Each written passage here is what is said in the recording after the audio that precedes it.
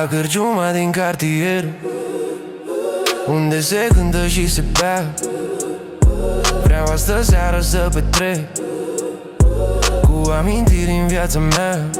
Am mai făcut câte o beție, am mai iubit niște femei și m-am vândut la galerie pentru un bilet de câțiva lei. Sunt vagabondul vieții mele, ca într-un film cu Raj Kapoor, măturător de praf de stele și cu surgiu fără cusur.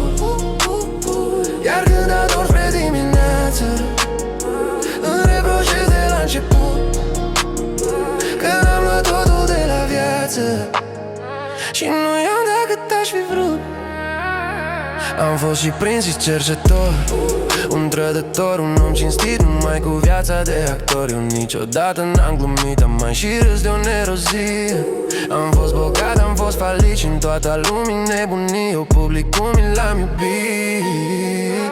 Sunt vagabondul vieții mele, ca într-un film cu Raj Kapoor, măturător de praf de stele și cu surgiu fără cusur. Iar când adorm spre dimineață, îmi reproșez de la început că n-am luat